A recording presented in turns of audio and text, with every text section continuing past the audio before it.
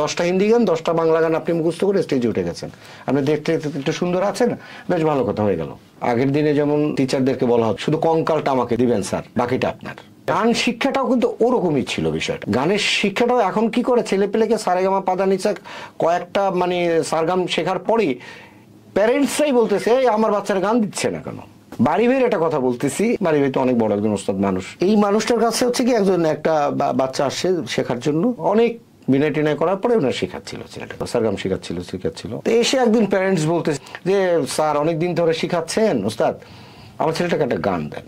তখন বাড়ি ভাই রেগে গিয়ে বলছিল তাহলে আর গান শিখাতে দিয়ে আসছো কেন, ওরা দিয়ে গানই গাও। কথাটাকে ওকে আর আমি শিখাতে পারবো না। একজন গুরু যখন গান শিখায় তখন সে কিন্তু তার পুরোটা ঢেলে দেয়, এটার জন্য ওয়েট করতে হয়। আমাদের দেশে শিল্পী তৈরি হচ্ছে না কেন? পার্শ্ববর্তী দেশে আমাদের দেশের গান নিয়ে তারা হিট হচ্ছে, তারা ফিউশন করে তারা হিট হয়ে যাচ্ছে ওয়ার্ল্ড ওয়াইড, আমরা কেন পাচ্ছি না? তার মানে আমাদের ল্যাকিংস আছে, আমাদের বিভিন্ন রকমের ঘাটতি আছে, বিভিন্ন রকমের ঘাটতি। ওই যে গুরুমুখী শিক্ষায় কি বললাম, 10টা হিন্দি গান 10টা বাংলা গান আপনি মুখস্থ করে স্টেজে উঠে গেছেন, আপনি দেখতে একটু সুন্দর আছেন, বেশ ভালো কথা হয়ে গেল।